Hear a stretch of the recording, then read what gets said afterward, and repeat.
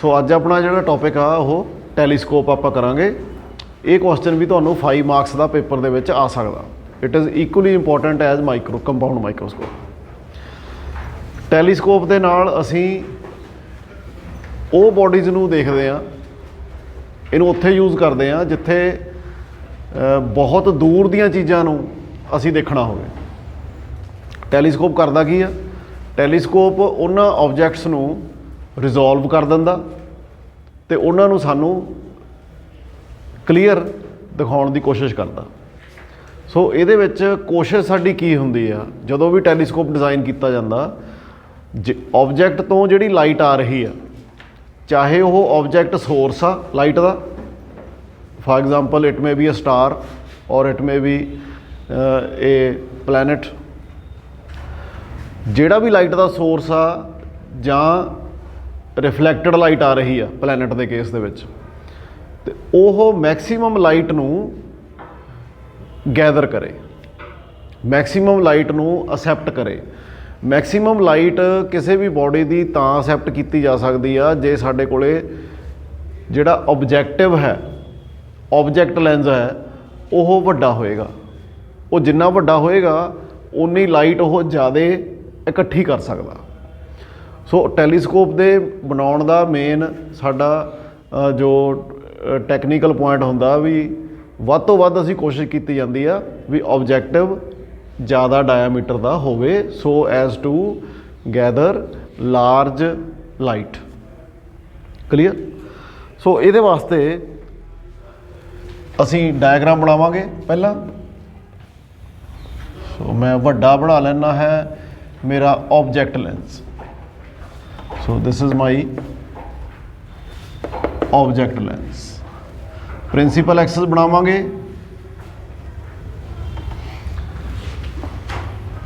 दोने पासे दे focus, first principal focus, second principal focus लगभग उन्नी डिस्टेंस के उत्ते, and this is our optical centre of the object lens.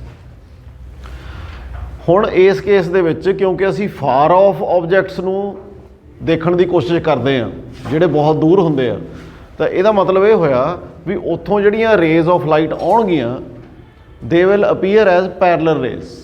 So parallel rays साडे कोल आउणगीਆਂ। सो असी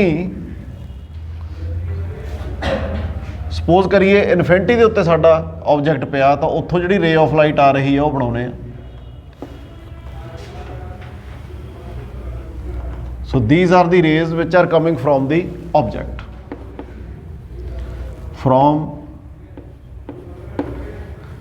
ऑब्जैक्ट। हुण ये जिहड़ियां रेज ने after passing through the lens कित्थे कन्वर्ज होणगीਆਂ, कित्थे इकट्ठियां होणगीਆਂ? फोकस के उत्ते इकट्ठियां होणगीਆਂ। हुण क्योंकि ये रेज प्रिंसीपल एक्सिस दे पैरलल नहीं आ रही, इस करके फोकस के पॉइंट के उत्ते तां नहीं इकट्ठियां होणगीਆਂ, but they will converge at the focal plane. जिहड़ा फोकल प्लेन होएगा उहदे उत्ते ही ये कन्वर्ज होणगीਆਂ। सो असी जिहड़ी तां सीधी रे ऑप्टिकल सेंटर के विचों लंघ रही है, ये तो अनडिफलैक्टिड ही लंघेगी। तो मैं एफ नॉट नूं उपर बना लेना। सो ये रे साडी अनडिफलैक्टिड लंघेगी, जिहड़ी उपर आ रही है ये साडी रे इकट्ठी हो। सो फोकस के उत्ते साडे कोले जिहड़ा इनवर्टड इमेज आ वो बन जाएगा जी। So this will be our inverted real image, and which is below the principal axis is formed at the focal plane। तो इनू आपां इहदी हाइट नू मान लैंदे आ h, ते इहदा नाम मान लैंदे आ असीं AB। So AB is the image of this after the refraction through the lens। हुण सैकेंड चीज़ आउंदी है साडी आई पीस। असीं इहनूं देखना किहदे विच दी है? Telescope is also a combination of 2 लेंसिज।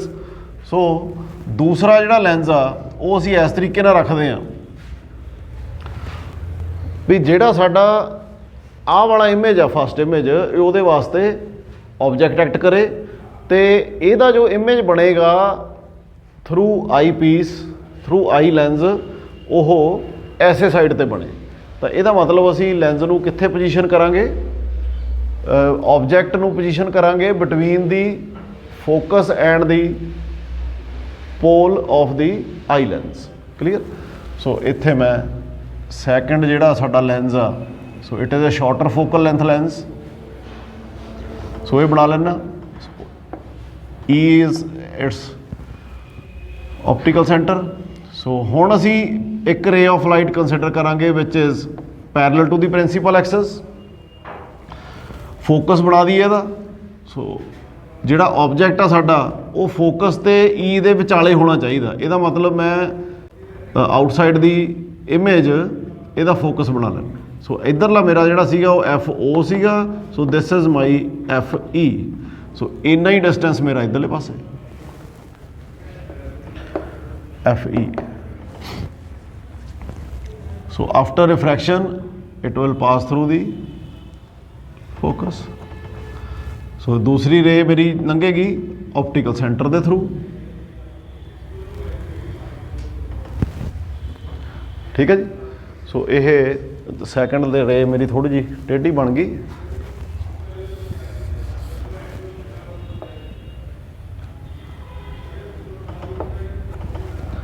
ਸੋ ਤੁਸੀਂ ਦੇਖਦੇ ਹੋ ਵੀ ਇਹ ਦੋਨੇ ਅਪਾਰਟ ਜਾ ਰਹੀਆਂ ਨੇ ਹੌਲੀ ਹੌਲੀ। ਸੋ ਇਸ ਕਰਕੇ ਇਹਨਾਂ ਨੂੰ ਅਸੀਂ ਬੈਕ ਰੀਟਰੇਸ ਕਰਾਂਗੇ so as to get a final image of the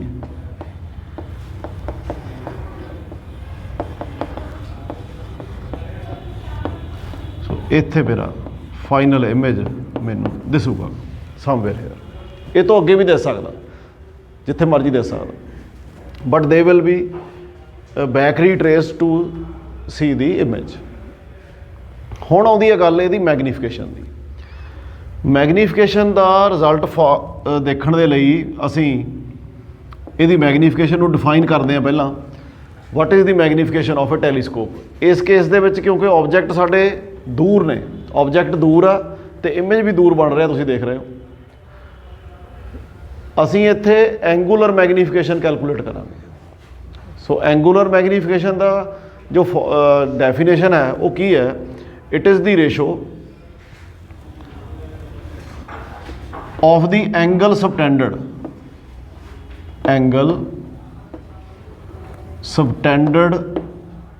by the image at I to the angle subtended by the object at आई और ਲੈਂਸ। ਕਿਉਂਕਿ ਆਬਜੈਕਟ ਇੱਥੇ ਲੈਂਸ ਦੇ ਉੱਤੇ ਵੀ ਸਾਡਾ ਐਂਗਲ ਬਣਾਉਂਦਾ। ਸੋ ਅਸੀਂ ਹੁਣ ਐਂਗਲ ਨੂੰ, ਕਿਉਂਕਿ ਐਂਗਲਸ ਦੀ ਰੇਸ਼ੋ ਕੱਢਣੀ ਹੈ, ਸੋ ਲੈਟ ਕਰ ਲਈਏ ਸਾਡੇ ਜਿਹੜੇ ਐਂਗਲ ਬਣਦੇ ਆ। ਸੋ ਆਹ ਡੈਫੀਨੇਸ਼ਨ ਤੁਸੀਂ ਯਾਦ ਰੱਖਣੀ ਆ। Angular magnification of a telescope ਕਿਹਦੇ ਬਰਾਬਰ ਆ? Ratio of the angle subtended by the image at the eye to the angle subtended by the object at the eye. So ਇੱਥੇ ਸਪੋਜ਼ ਕਰ ਲੈਣਾ ਮੈਂ, ਕਿਉਂਕਿ ਇੱਥੇ ਸਾਡੀ ਆਈ ਆ, ਅਸੀਂ ਇੱਧਰੋਂ ਦੇਖ ਰਹੇ ਹਾਂ। ਸਪੋਜ਼ ਕਰ ਲਈਏ ਦਿਸ ਐਂਗਲ ਇਟ ਇਜ਼ ਬੀਟਾ। ਇੱਧਰਲੇ ਪਾਸੇ ਜਿਹੜਾ ਆਬਜੈਕਟ ਨੇ ਐਂਗਲ ਬਣਾਇਆ ਇਹਨੂੰ ਅਸੀਂ ਲੈਟ ਕਰ ਲਈਏ ਅਲਫਾ। ਇੱਧਰੋਂ ਆਬਜੈਕਟ ਤੋਂ ਰੇਜ਼ ਆ ਰਹੀਆਂ ਨੇ, ਸੋ ਪ੍ਰਿੰਸੀਪਲ ਐਕਸਿਸ ਦੇ ਉੱਤੇ ਅਸੀਂ ਇੱਥੇ ਐਂਗਲ ਅਲਫਾ ਕੰਸੀਡਰ ਕਰ ਲਿਆ। ਆਈ ਦੇ ਉੱਤੇ ਇਮੇਜ ਕੀ ਬਣਾ ਰਿਹਾ ਐਂਗਲ, ਕਿਉਂਕਿ ਇਮੇਜ ਇੱਧਰ ਬਣੇਗਾ, ਸੋ ਇਹ ਵਾਲਾ ਐਂਗਲ ਅਸੀਂ ਕੰਸੀਡਰ ਕਰ ਲਿਆ ਬੀਟਾ। ਕਲੀਅਰ। ਸੋ ਇਹਦਾ ਮਤਲਬ ਮੈਗਨੀਫਿਕੇਸ਼ਨ ਸਾਡੀ ਕਿਹਦੇ ਬਰਾਬਰ ਹੋ ਜਾਏਗੀ? ਬੀਟਾ ਅਪੋਨ ਅਲਫਾ। ਠੀਕ ਹੈ ਜੀ, ਇੰਨੀ ਗੱਲ ਸਮਝ ਲੱਗ ਗਈ ਸਾਰਿਆਂ ਨੂੰ। ਹੁਣ ਕਿਉਂਕਿ ਜਿਹੜਾ ਆਬਜੈਕਟ ਆ ਇਹ ਬਹੁਤ ਫਾਰ ਆਫ ਆ, ਬਹੁਤ ਦੂਰ ਆ, ਇਸ ਕਰਕੇ ਜਿੰਨੇ ਵੀ ਇਹ ਦੋਨੇ ਐਂਗਲ ਬਣ ਰਹੇ ਆ ਦੇ will B small because angles are considered to be small, therefore they can be replaced by their tangents। ਟੇਂਜੈਂਟ ਇਹਨਾਂ ਦੇ ਤੇ ਇਹ ਐਂਗਲ ਬਰਾਬਰ ਹੀ ਹੋਣਗੇ ਕਿਉਂਕਿ ਐਂਗਲ ਬਹੁਤ ਛੋਟਾ ਹੈ। So it can be written as tangent beta upon tangent alpha. ਠੀਕ ਹੈ ਜੀ। ਹੁਣ ਧਿਆਨ ਰੱਖੀਏ ਟੇਂਜੈਂਟ ਬੀਟਾ ਕਿਵੇਂ ਫਾਈਂਡ ਕਰਨਾ ਤੇ ਟੇਂਜੈਂਟ ਅਲਫਾ ਕਿਵੇਂ ਫਾਈਂਡ ਕਰਨਾ। ਸੋ ਟੇਂਜੈਂਟ ਬੀਟਾ ਫਾਈਂਡ ਕਰਨ ਦੇ ਲਈ we have to select a triangle in which beta is farming.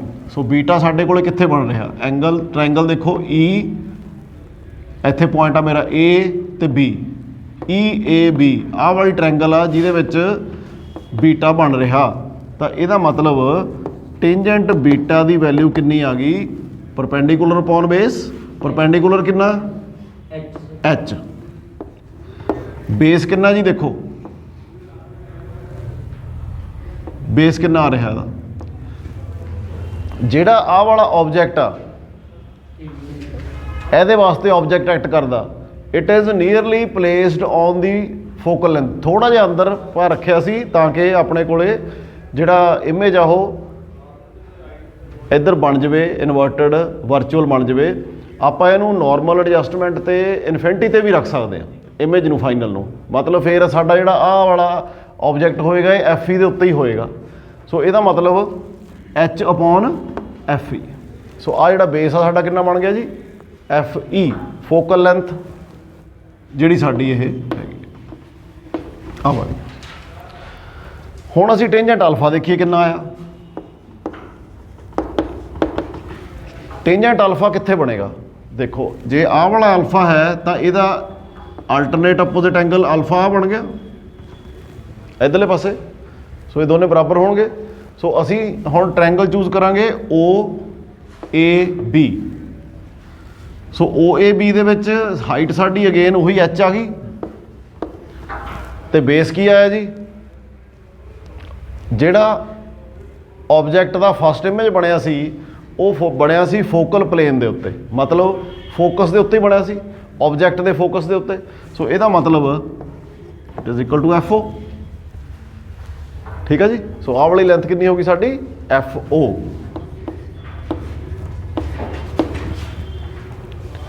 ਇੱਥੇ ਪੁੱਟ ਕਰ ਦਈਏ ਵੈਲਿਊਜ਼।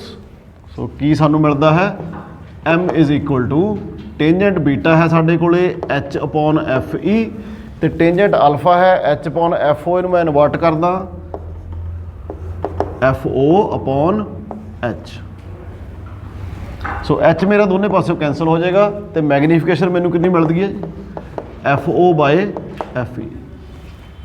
ਸੋ ਇਹਦਾ ਮਤਲਬ ਜਿਹੜਾ ਮੇਰਾ ਟੈਲੀਸਕੋਪ ਹੈ ਇਹਦੀ ਮੈਗਨੀਫਿਕੇਸ਼ਨ ਆ ਗਈ ਐਫ ਓ ਬਟੇ ਐਫ ਈ। ਹੁਣ ਦੇਖੋ ਸਾਨੂੰ ਕਿਹੜਾ ਲੈਂਸ ਘੱਟ ਫੋਕਲ ਲੈਂਥ ਦਾ ਚਾਹੀਦਾ। ਜਿਹੜਾ ਆਈ ਲੈਂਸ ਆ it should be of smaller focal length so as to have greater magnifying power. ਤੇ ਆਬਜੈਕਟ ਲੈਂਸ ਜ਼ਿਆਦਾ ਫੋਕਲ ਲੈਂਥ ਦਾ ਹੋਣਾ ਚਾਹੀਦਾ। ਸੋ ਇਹ ਕਈ ਵਾਰੀ ਆਬਜੈਕਟਿਵ ਟਾਈਪ ਕੁਐਸਚਨ 'ਚ ਆ ਜਾਂਦਾ, ਛੋਟੇ ਕੁਐਸਚਨਾਂ 'ਚ ਆ ਜਾਂਦਾ ਵੀ ਜਦੋਂ ਇੱਕ ਐਸਟਰੋਨੋਮੀਕਲ ਟੈਲੀਸਕੋਪ ਯੂਜ਼ ਕਰਦੇ ਆ ਜਾਂ ਉਹ ਵੀ ਆਪਾਂ ਹੁਣੇ ਡਿਸਕਸ ਕਰਦੇ ਆ ਵੀ ਐਸਟਰੋਨੋਮੀਕਲ ਟੈਲੀਸਕੋਪ ਤੇ ਟੈਰੇਸਟਰੀਅਲ ਟੈਲੀਸਕੋਪ ਕੀ ਹੁੰਦੇ ਆ। ਤਾਂ ਜਦੋਂ ਵੀ ਆਪਾਂ ਟੈਲੀਸਕੋਪ ਯੂਜ਼ ਕਰਦੇ ਆ ਪਰਪਸ ਸਾਡਾ ਹੁੰਦਾ ਦੂਰ ਦੀਆਂ ਚੀਜ਼ਾਂ ਨੂੰ ਦੇਖਣਾ ਤੇ ਉਦੋਂ ਸਾਡੇ ਕੋਲ ਰਿਕੁਆਇਰਮੈਂਟ ਕੀ ਚਾਹੀਦੀ ਆ, object lens of greater focal length, eye lens of smaller focal length so as has to greater magnifying power. Clear. ਹੁਣ ਜੇ ਆਪਾਂ ਅਪਰੋਕਸੀਮੇਸ਼ਨ ਲਾ ਕੇ ਦੇਖ ਲਈਏ ਵੀ ਜੇਕਰ ਸਾਡਾ ਆਈ ਲੈਂਸ ਅਸੀਂ ਲੈਟ ਕਰ ਲਈਏ ਵੀ ਇਹਦੀ 1 ਸੈਂਟੀਮੀਟਰ ਫੋਕਲ ਲੈਂਥ ਹੋਵੇ ਤੇ ਆਬਜੈਕਟ ਲੈਂਸ ਦੀ ਜਿਹੜੀ ਫੋਕਲ ਲੈਂਥ ਆ ਸਪੋਜ਼ ਕਰ ਲਈਏ ਉਹ 100 ਸੈਂਟੀਮੀਟਰ ਹੋਵੇ ਤਾਂ ਸਾਡੀ ਮੈਗਨੀਫਾਈਂਗ ਪਾਵਰ ਮੈਗਨੀਫਿਕੇਸ਼ਨ ਕਿੰਨੀ ਹੋ ਜਾਏਗੀ ਜੀ, 100 ਟਾਈਮਸ। ਸੋ ਆਬਜੈਕਟ ਤੋਂ 100 ਟਾਈਮਸ ਜ਼ਿਆਦਾ ਸਾਨੂੰ ਉਹਦਾ ਇਮੇਜ ਦਿਖਾਈ ਦੇਗਾ। ਐਸਟਰੋਨੋਮੀਕਲ ਟੈਲੀਸਕੋਪ ਕਿਹੜੇ ਹੁੰਦੇ ਆ, ਜਿਹਦੇ ਨਾਲ ਅਸੀਂ ਐਸਟਰੋਨੋਮੀਕਲ ਆਬਜੈਕਟਸ ਨੂੰ ਦੇਖਦੇ ਹਾਂ। ਕਿਸੇ ਸਟਾਰ ਨੂੰ ਦੇਖਣਾ, ਪਲੈਨਟ ਨੂੰ ਦੇਖਣਾ, ਕਿਸੇ ਗਲੈਕਸੀ ਵੱਲ ਦੇਖਣਾ, ਉਹਨੂੰ ਅਸੀਂ ਐਸਟਰੋਨੋਮੀਕਲ ਟੈਲੀਸਕੋਪ ਕਹਿੰਦੇ ਹਾਂ। ਟੈਰੇਸਟਰੀਅਲ ਟੈਲੀਸਕੋਪ ਕੀ ਆ, ਅਰਥ ਦੇ ਉੱਤੇ ਹੀ ਆਪਾਂ ਕੋਈ ਚੀਜ਼ ਹੋਰ ਦੇਖਣੀ ਹੈ, ਦੂਰ ਵਾਲੀ ਚੀਜ਼। ਜਿਵੇਂ ਕੋਈ ਬਹੁਤ ਦੂਰ ਕੋਈ ਬਿਲਡਿੰਗ ਦਿਸ ਰਹੀ ਆ, ਕੋਈ ਪਹਾੜ ਦਿਸ ਰਹੇ ਨੇ, ਅਸੀਂ ਉਹਨਾਂ ਨੂੰ ਨੇੜੇ ਕਰਕੇ ਦੇਖਣਾ ਚਾਹੁੰਦੇ ਹਾਂ, ਵੱਡਾ ਕਰਕੇ ਦੇਖਣਾ ਚਾਹੁੰਦੇ ਹਾਂ, ਤਾਂ ਉਦੋਂ ਉਹਨੂੰ ਅਸੀਂ ਟੈਰੇਸਟਰੀਅਲ ਟੈਲੀਸਕੋਪ ਕਹਿ ਦਿੰਦੇ ਹਾਂ। ਪਰ ਸਾਰਾ ਕੁਛ ਆ ਸੇਮ ਹੀ ਹੁੰਦਾ। ਉਸੇ ਟੈਲੀਸਕੋਪ ਨੂੰ ਅਸੀਂ ਉੱਪਰ ਨੂੰ ਕਰ ਲਈਏ ਤਾਂ ਐਸਟਰੋਨੋਮੀਕਲ, ਤੇ ਜੇ ਟੈਰੇਸਟਰੀਅਲ ਆ ਜਿਹੜਾ ਉਹਨੂੰ ਅਸੀਂ ਉਹ ਸਾਈਡ ਦੇ ਉੱਤੇ ਲਾ ਉਹਨੂੰ ਟੈਰੇਸਟਰੀਅਲ ਕਹਿ ਦਿੰਦੇ ਹਾਂ। ਬਟ ਦੋਨਾਂ ਦੇ ਕੇਸ ਦੇ ਵਿੱਚ ਇਹ ਜਿਹੜੇ ਵੀ ਪ੍ਰੋਸੈਸ ਹੋ ਰਹੀ ਆ this is a refracting type telescope. ਇਹਦੇ ਵਿੱਚ ਰਿਫਰੈਕਸ਼ਨ ਹੋ ਰਹੀ ਆ, ਲੈਂजेस ਯੂਜ਼ ਕੀਤੇ ਆ ਤਾਂ ਰਿਫਰੈਕਸ਼ਨ ਹੋਏਗੀ। So this is a refracting type telescope.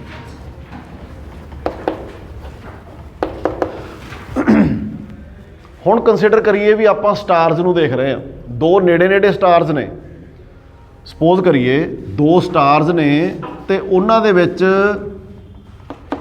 ਜਿਹੜਾ ਡਿਸਟੈਂਸ ਹੈ ਉਹ 1 ਮਿੰਟ ਆਫ ਐਨ ਆਰਕ ਆ, 1 ਮਿੰਟ ਐਂਗਲ ਆ, ਬਹੁਤ ਥੋੜਾ। ਮਿੰਟ ਮਤਲਬ 1 degree the 60th part, 1 degree angle the 60th part, because 1 degree angle ਆ ਜਿਹੜਾ ਉਹ 60 ਮਿੰਟਸ ਦੇ ਬਰਾਬਰ ਹੁੰਦਾ। ਕਲੀਅਰ? 60 ਮਿੰਟਸ ਆਫ ਆਰਕ ਦੇ। ਸੋ 1 ਮਿੰਟ ਆਰਕ ਐਂਗਲ ਆ ਦੋਨਾਂ ਦੇ ਵਿੱਚ, ਬਹੁਤ ਨੇੜੇ ਨੇੜੇ। ਤਾਂ ਦੂਰੋਂ ਤੋਂ ਸਾਨੂੰ ਕੀ ਲੱਗਣਗੇ? ਉਹ ਇੱਕੋ ਹੀ ਲੱਗਣਗੇ। ਆਪਾਂ ਇੱਥੇ ਹੁਣ ਰਿਜ਼ੋਲਵਿੰਗ ਪਾਵਰ ਸਮਝਾਉਣ ਦੀ ਗੱਲ ਕਰ ਰਹੇ ਹਾਂ ਵੀ ਰਿਜ਼ੋਲਵਿੰਗ ਦਾ ਕੀ ਮਤਲਬ ਆ। ਹੁਣ ਜਿਹੜਾ ਸਾਡਾ ਆਹ ਵਾਲਾ ਟੈਲੀਸਕੋਪ ਆ ਜਿਹਦੀ ਮੈਗਨੀਫਿਕੇਸ਼ਨ 100 ਟਾਈਮਸ ਕਰਦਾ, ਉਹ ਇਹਨਾਂ ਨੂੰ ਕਿੰਨਾ ਅਪਾਰਟ ਕਰ ਦੂਗਾ, ਕਿੰਨਾ ਸੈਪਰੇਟ ਕਰ ਦੂਗਾ। ਸੋ ਜੇ 1 ਮਿੰਟ ਆਰਕ ਦਾ ਸਾਡੇ ਕੋਲ ਐਂਗਲ ਸੀਗਾ ਤਾਂ 1 ਮਿੰਟ ਦਾ ਮਤਲਬ ਇਹ ਹੋ ਗਿਆ 1/60 ਡਿਗਰੀਜ਼ ਐਂਗਲ। ਤੇ ਜੇ 100 ਟਾਈਮਸ ਮੈਗਨੀਫਿਕੇਸ਼ਨ ਹੋ ਜੂਗੀ ਤਾਂ ਕਿੰਨਾ ਆਨਸਰ ਆ ਗਿਆ ਜੀ? 100/60 ਡਿਗਰੀਜ਼। ਸੋ 1.67, ਨੀਅਰਲੀ 1.67 ਡਿਗਰੀ ਦੇ ਉੱਤੇ ਉਹ ਸੈਪਰੇਟ ਹੋ ਜਾਣਗੇ। ਸੈਪਰੇਟ ਹੋਏ ਦਿਖਾਈ ਦੇਣਗੇ, ਰਹਿਣਗੇ ਤਾਂ ਐਕਚੁਅਲੀ ਉਨਾ ਹੀ, ਪਰ ਸਾਨੂੰ ਦਿਖਾਈ ਕਿੰਨੇ ਦੇਣਗੇ? 1.67 ਡਿਗਰੀਜ਼। ਇੰਨਾ ਫਰਕ ਪੈ ਜਾਏਗਾ ਜੇ ਅਸੀਂ ਆਹ ਕਨਫੀਗਰੇਸ਼ਨ ਯੂਜ਼ ਕਰਦੇ ਹਾਂ। ਕਲੀਅਰ? ਹੁਣ ਜਦੋਂ ਵੀ ਅਸੀਂ ਰਿਫਰੈਕਟਿਵ ਟਾਈਪ ਟੈਲੀਸਕੋਪ ਯੂਜ਼ ਕਰਦੇ ਹਾਂ ਤਾਂ ਸਾਨੂੰ ਕੁਝ ਪ੍ਰੋਬਲਮਸ ਦਾ ਸਾਹਮਣਾ ਕਰਨਾ ਪੈਂਦਾ। ਪਹਿਲੀ ਪ੍ਰੋਬਲਮ ਆਪਾਂ ਡਿਸਕਸ ਕਰ ਚੁੱਕੇ ਹਾਂ ਵੀ ਸਾਨੂੰ ਆਬਜੈਕਟ ਲੈਂਸ ਜਿੰਨਾ ਵੱਡਾ ਹੋਵੇ ਉਨਾ ਜ਼ਿਆਦਾ ਰਿਜ਼ੋਲਵਿੰਗ ਪਾਵਰ ਹੋਏਗੀ, ਉਨੀ ਜ਼ਿਆਦਾ ਉਹਦੀ ਮੈਗਨੀਫਿਕੇਸ਼ਨ ਹੋਏਗੀ, ਕਿਉਂਕਿ ਇੱਥੇ ਆਪਾਂ ਫੋਕਲ ਲੈਂਥ ਵੀ ਉਹਦੀ ਫਿਰ ਉਨੀ ਜ਼ਿਆਦਾ ਹੋਏਗੀ। ਠੀਕ ਹੈ? ਅਸੀਂ ਕਿੰਨਾ ਕੁ ਵੱਡਾ ਬਣਾ ਸਕਦੇ ਹਾਂ ਆਬਜੈਕਟ ਲੈਂਸ ਨੂੰ?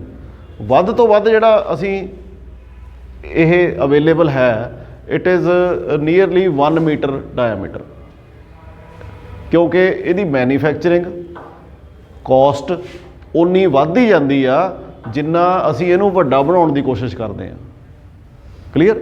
ਸੋ ਜੇ ਹੁਣ ਲੈਂਸ ਤੁਸੀਂ 1 ਮੀਟਰ ਲਗਭਗ ਮੇਰੇ ਆ ਮੋਢੇ ਤੋਂ ਲੈ ਕੇ ਇੰਨਾ ਨੂੰ ਹੁੰਦਾ, ਐਡਾ ਵੱਡਾ ਲੈਂਸ ਬਣਾਉਣਾ ਤੇ ਉਹਦੇ ਵਿੱਚ ਆਪਾਂ ਇਹ ਵੀ ਚਾਹੁੰਦੇ ਹਾਂ ਵੀ ਡਿਫੈਕਟਸ ਨਾ ਹੋਣ, ਗਲਾਸ ਦਾ ਬਣਾਉਣਾ, ਤਾਂ ਫਿਰ ਉਹਨੂੰ ਤੁਸੀਂ ਟੈਲੀਸਕੋਪ ਦੇ ਵਿੱਚ ਮਾਊਂਟ ਵੀ ਕਰਨਾ, ਤੇ ਮਾਊਂਟ ਕਰਨ ਦੇ ਲਈ ਉਹਨੂੰ ਆਲੇ ਦੁਆਲੇ ਉਹਦੇ ਬਾਰਡਰਸ ਨੂੰ ਫੜਨਾ ਪਊਗਾ। ਠੀਕ ਆ? ਤੇ ਉਹ ਇਸ ਪ੍ਰੋਸੈਸ ਦੇ ਵਿੱਚ ਉਹ ਬ੍ਰੇਕ ਵੀ ਹੋ ਸਕਦਾ। ਕਲੀਅਰ?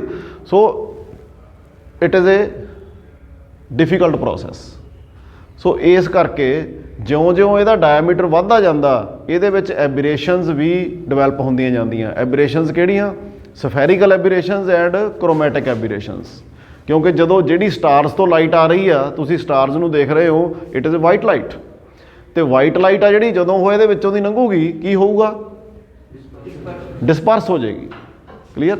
ਸੋ ਡਿਸਪਰਸ ਹੋਏਗੀ ਤਾਂ ਜਿੰਨੀ ਜ਼ਿਆਦਾ ਡਿਸਪਰਸ ਹੋਈ ਜਾਏਗੀ ਸਾਡੇ ਕੋਲੇ ਜਿਹੜਾ ਇਮੇਜ ਬਣੂਗਾ ਉਹਦੀ ਕਲੈਰਿਟੀ ਘਟੀ ਜਾਏਗੀ, ਉਨੀ ਕਲੈਰਿਟੀ ਘਟੀ ਜਾਏਗੀ ਤੇ ਸਾਨੂੰ ਇਮੇਜ ਆ ਜਿਹੜਾ ਉਹ ਗੁੱਡ ਨਹੀਂ ਦਿਸੇਗਾ।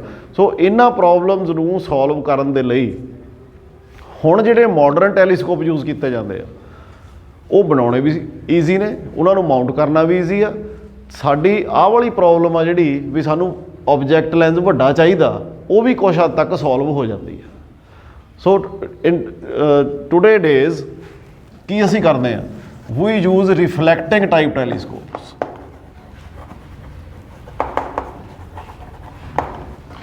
ਰਿਫਲੈਕਟਿੰਗ ਟਾਈਪ ਟੈਲੀਸਕੋਪ ਦੇ ਵਿੱਚ ਅਸੀਂ ਆਬਜੈਕਟ ਨੂੰ ਲੈਂਸ ਦੀ ਯੂਜ਼ ਕਰਨ ਦੀ ਬਜਾਏ we use a concave mirror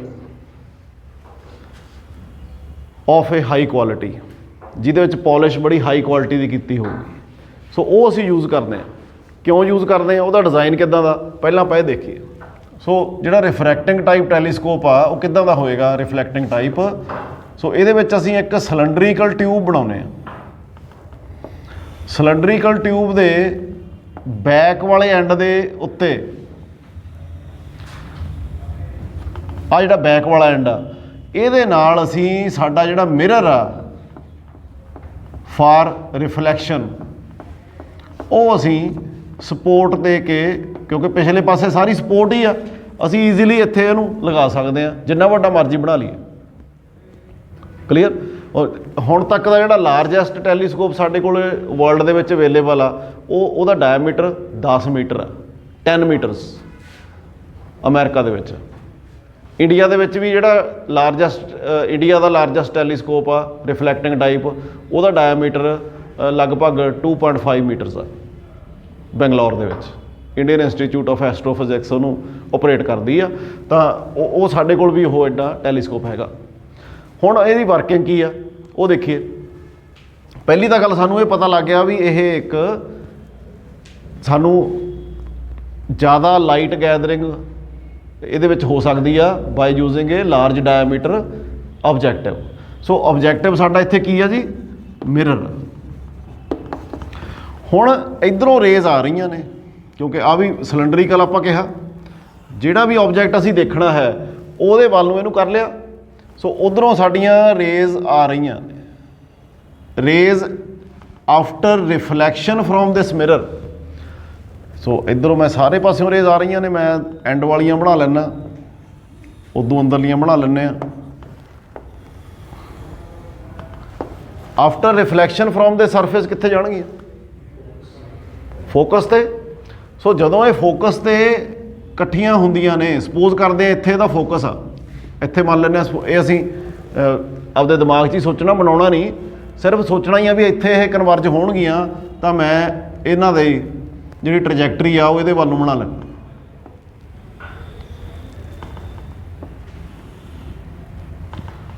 ਸੋ ਜਿੰਨੀਆਂ ਵੀ ਰੇਜ਼ ਆਉਣਗੀਆਂ ਉਹਨਾਂ ਦੀ ਟਰਜੈਕਟਰੀ ਫੋਕਸ ਵੱਲ ਨੂੰ ਹੋਏਗੀ। ਠੀਕ ਹੈ। ਹੁਣ ਫੋਕਸ ਹੋਣ ਤੋਂ ਪਹਿਲਾਂ ਅਸੀਂ ਕੀ ਕਰਦੇ ਹਾਂ, we place a convex mirror over hair.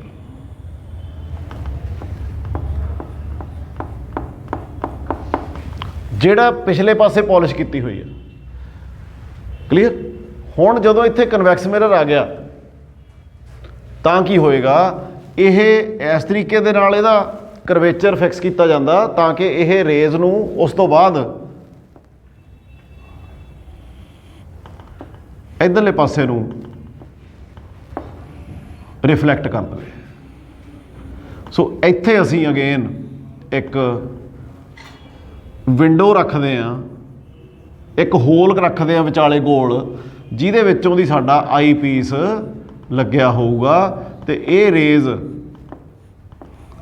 ਅਸੀਂ ਥਰੂ ਆਈ ਇੱਥੇ ਦੇਖ ਸਕਦੇ ਹਾਂ। ਇੱਥੇ ਅਸੀਂ ਆਪਣੀ ਆਈ ਲਾ ਕੇ ਇਹਨਾਂ ਨੂੰ ਦੇਖ ਸਕਦੇ ਹਾਂ। ਸੋ ਆ ਇੱਧਰ ਦੇ ਪਾਸੇ ਐਰੋ ਮੈਂ ਲਾ ਦਾਂ। ਕਲੀਅਰ। ਸੋ ਇਹ ਜਿਹੜਾ ਟੈਲੀਸਕੋਪ ਦਾ ਡਿਜ਼ਾਈਨ ਹੈ ਇਹਨੂੰ ਕਹਿੰਦੇ ਆ Cassegrain type telescope. Cassegrain type telescope. So ਇਹ ਜਿਹੜਾ ਟੈਲੀਸਕੋਪ ਆ, ਹੁਣ ਇਹਦੇ ਫਾਇਦੇ ਸਾਨੂੰ ਕੀ ਨੇ। ਪਹਿਲੀ ਤਾਂ ਗੱਲ ਹੈ ਇਹਦਾ ਡਾਇਆਮੀਟਰ ਜਾਂ ਆਬਜੈਕਟਿਵ ਦਾ ਬਹੁਤ ਵੱਡਾ ਹੋ ਗਿਆ, ਇਸ ਕਰਕੇ ਲਾਰਜ ਲਾਈਟ ਗੈਦਰਿੰਗ ਪਾਵਰ ਹੋ ਗਈ ਇਹਦੀ। ਜ਼ਿਆਦਾ ਲਾਈਟ ਗੈਦਰ ਕਰੂਗਾ, ਜਿੰਨੀ ਲਾਈਟ ਜ਼ਿਆਦਾ ਗੈਦਰ ਕਰੂਗਾ ਉਨਾ ਹੀ ਸਾਡਾ ਆਬਜੈਕਟ ਆ ਜਿਹੜਾ ਉਹ ਸਾਨੂੰ ਕਲੀਅਰ ਦਿਸੇਗਾ ਐਂਡ ਨਾਲ ਦੀ ਨਾਲ ਉਹ ਰਿਜ਼ੋਲਵਡ ਦਿਸੇਗਾ। ਕਲੀਅਰ। ਹੁਣ 10 ਮੀਟਰ ਤੱਕ ਦਾ ਜਿਹੜਾ ਅਪਰਚਰ ਆ ਉਹ ਸਾਡੇ ਕੋਲ ਵਰਲਡ ਦੇ ਵਿੱਚ ਇਸ time at the maximum available ਆ, ਜਿਹਦੇ ਨਾਲ ਰਿਸਰਚ ਚੱਲਦੀ ਆ। ਪਰ ਇਹਦੇ ਵਿੱਚ ਇੱਕ ਡਿਫੀਕਲਟੀ ਵੀ ਆ। ਡਿਫੀਕਲਟੀ ਕੀ ਆ ਵੀ ਜਿਹੜਾ ਆਹ ਵਾਲਾ ਮਿਰਰ ਅਸੀਂ ਲਾਇਆ ਹੋਇਆ ਇਹ ਵੀ ਗੋਲ ਹੋਏਗਾ, ਤਾਂ ਉਹਨਾਂ ਪਾਥ ਇਹ ਵਾਲਾ ਬਲੌਕ ਕਰ ਦਿੰਦਾ। ਠੀਕ ਆ। ਸੋ ਸਿਰਫ ਇਹ ਇਹਦੀ ਡਰਾਬੈਕ ਆ ਵੀ ਉਹਨਾਂ ਪਾਥ ਇਹ ਬਲੌਕ ਕਰਦਾ। ਹੋਰ ਡਰਾਬੈਕ ਕੀ ਆ, ਥੋੜ੍ਹੀ ਜਿਹੀ ਐਬੀਰੇਸ਼ਨਸ ਇਹਦੇ ਵਿੱਚ ਵੀ ਆਉਂਦੀਆਂ ਨੇ। ਕਿਹੜੀਆਂ ਆਉਂਦੀਆਂ ਨੇ, ਜਿਹੜੀਆਂ ਸਾਡੀਆਂ ਸਫੈਰੀਕਲ ਐਬੀਰੇਸ਼ਨਸ ਨੇ। ਸਫੈਰੀਕਲ ਐਬੀਰੇਸ਼ਨਸ ਕੀ ਹੁੰਦੀਆਂ ਨੇ, ਜਦੋਂ ਵੀ ਅਸੀਂ ਸਫੈਰੀਕਲ ਮਿਰਰ ਦੇ ਨਾਲ ਰਿਫਲੈਕਸ਼ਨ ਕਰਦੇ ਹਾਂ ਤਾਂ ਮਾਰਜਨਲ ਰੇਜ਼ ਤੇ ਪੈਰਾਐਕਸੀਅਲ ਰੇਜ਼ ਹੁੰਦੀਆਂ ਜਿਹੜੀਆਂ, ਜਿਹੜੀਆਂ ਐਂਡ ਤੇ ਆਉਂਦੀਆਂ ਤੇ ਵਿਚਾਲੇ ਆਉਂਦੀਆਂ, ਉਹ ਸਿੰਗਲ ਪੁਆਇੰਟ ਫੋਕਸ ਦੇ ਉੱਤੇ ਫੋਕਸ ਨਹੀਂ ਕਰਦੀਆਂ। ਜਿਵੇਂ ਮੈਂ ਤੁਹਾਨੂੰ ਇੱਥੇ ਥੋੜ੍ਹਾ ਜਿਹਾ ਬਣਾ ਕੇ ਦੱਸਦਾ ਵੀ ਆਹ ਜੇ ਸਾਡਾ ਕਨਕੇਵ ਮਿਰਰ ਆ ਤਾਂ ਸਾਰੀਆਂ ਰੇਜ਼ ਜੋ ਪ੍ਰਿੰਸੀਪਲ ਐਕਸਿਸ ਦੇ ਪੈਰਲਲ ਆਉਣਗੀਆਂ, ਆਪਾਂ ਐਕਸਪੈਕਟ ਕਰਦੇ ਹਾਂ ਵੀ they will converge at a point. ਅਸੀਂ ਇਹ ਐਕਸਪੈਕਟ ਕਰਦੇ ਹਾਂ ਵੀ ਇੱਥੇ ਕਨਵਰਜ ਹੋਣਗੀਆਂ, ਬਟ ਪ੍ਰੈਕਟੀਕਲੀ ਕੀ ਹੁੰਦਾ? ਪ੍ਰੈਕਟੀਕਲੀ ਇਹ ਹੁੰਦਾ ਵੀ ਜਿਹੜਾ ਇਹ ਰੇਜ਼ ਨੇ ਪ੍ਰਿੰਸੀਪਲ ਐਕਸਿਸ ਦੇ ਪੈਰਲਲ ਆਈਆਂ ਸੀ,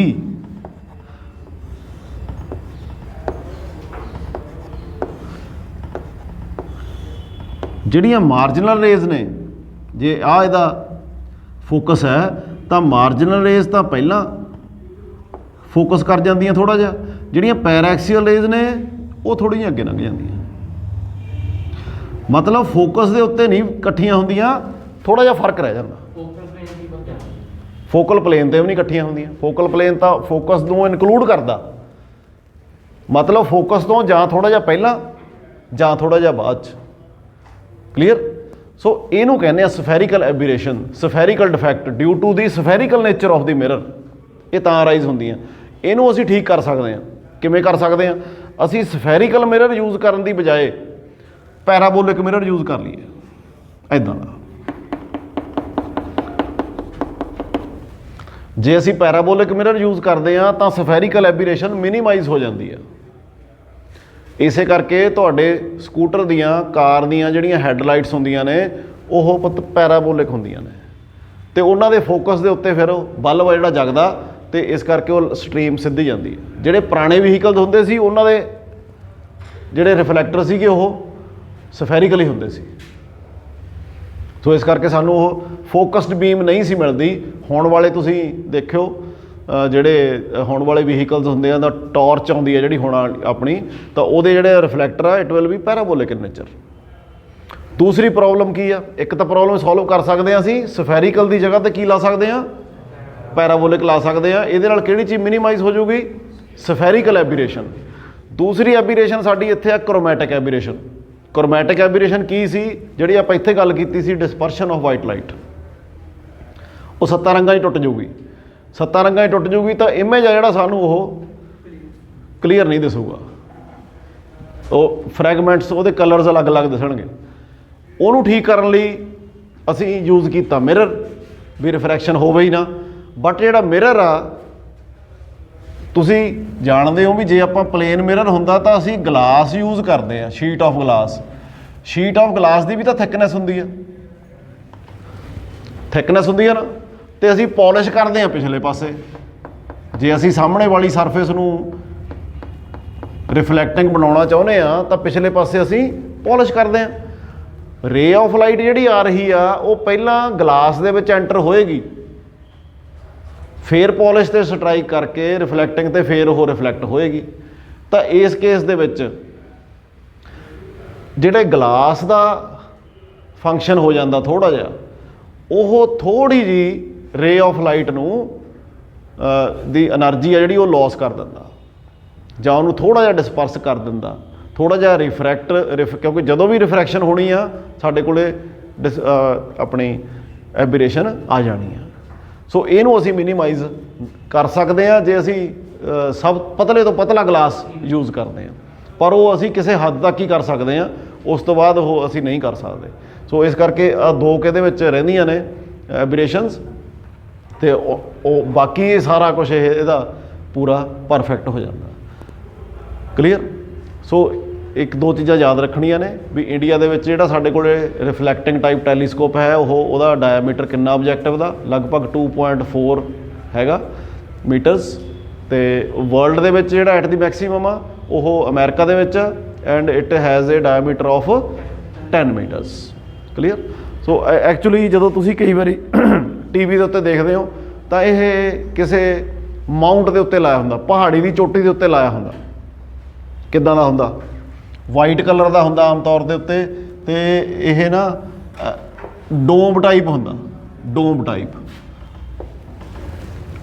ਟਾਈਪ ਹੁੰਦਾ, ਅਤੇ ਉਹਨੂੰ ਫਿਰ ਅੰਦਰਲੇ ਪਾਸਿਓਂ ਲੀਵਰਸ ਦੇ ਨਾਲ ਘੁਮਾਉਂਦੇ ਆ। ਨੈਨੀਤਾਲ, ਇੰਡੀਆ ਦੇ ਵਿੱਚ ਨੈਨੀਤਾਲ ਦੇ ਵਿੱਚ ਇੱਕ ਇੰਸਟੀਚਿਊਟ ਆ ARIES, Aries, you can search on Google. ਉੱਥੇ ਆਪਣੇ ਇੰਡੀਆ ਦਾ 1 ਮੀਟਰ ਡਾਇਆਮੀਟਰ ਦਾ ਟੈਲੀਸਕੋਪ ਲੱਗਿਆ ਹੋਇਆ। ਤੁਸੀਂ ਗੂਗਲ ਤੇ ਸਰਚ ਕਰਕੇ ਦੇਖ ਲਿਓ, ਰਿਫਲੈਕਟਿੰਗ ਟਾਈਪ ਟੈਲੀਸਕੋਪ। ਤੋ ਹੁਣ ਇਹ ਗੱਲ ਇਹ ਆ ਗਈ ਵੀ ਜਿਹੜੇ ਰਿਫਰੈਕਟਿੰਗ ਟਾਈਪ ਨੇ ਇਹ ਲਾਈਕ ਨਹੀਂ ਕੀਤੇ ਜਾਂਦੇ, ਜਿਹਦੇ ਨਾਲ ਆਪਾਂ ਤੁਹਾਨੂੰ ਦਿਖਾਇਆ ਸੀ, ਮੂਨ ਦਿਖਾਇਆ ਸੀ ਤੇ ਪਲੈਨਟ ਦਿਖਾਏ ਸੀ, ਉਹ ਆਪਣੇ ਕੋਲੇ ਰਿਫਰੈਕਟਿੰਗ ਟਾਈਪ ਹੀ ਆ। ਤੇ ਬਟ ਕਿਉਂਕਿ ਇਹ ਸਸਤੇ ਹੁੰਦੇ ਆ, ਇਸ ਕਰਕੇ ਅਸੀਂ ਇਹੀ ਅਫੋਰਡ ਕਰ ਸਕਦੇ ਸੀ। ਬਟ ਆਹ ਵਾਲੇ ਜਿਹੜੇ ਆ ਰਿਫਲੈਕਟਿੰਗ ਟਾਈਪ, ਇਹ ਥੋੜ੍ਹੇ ਜਿਹੇ ਕੋਸਟਲੀ ਹੁੰਦੇ ਆ। ਤੇ ਨਾਲ ਦੀ ਨਾਲ ਇਹਨਾਂ ਦੇ ਵਿੱਚ ਫਿਰ ਕਈ ਡਿਜੀਟਲ ਚੀਜ਼ ਨੂੰ ਕਿੰਨੇ ਐਂਗਲ ਤੇ ਦੇਖਣਾ, ਤਾਂ ਉਹ ਸਾਰਾ ਕੁਝ ਇਹਦੇ ਵਿੱਚ ਇਨਕਲੂਡਡ ਹੁੰਦੀ ਆ। ਤੇ ਡਿਜੀਟਲ ਐਪਸ ਲੱਗੀਆਂ ਹੁੰਦੀਆਂ ਨੇ, ਤਾਂ ਉਹਦੇ ਨਾਲ ਫਿਰ ਇਹ ਹੋਰ ਕੋਸਟਲੀ ਹੋ ਜਾਂਦਾ। ਸੋ ਇਹ ਸੀਗਾ ਆਪਣਾ ਟੈਲੀਸਕੋਪ।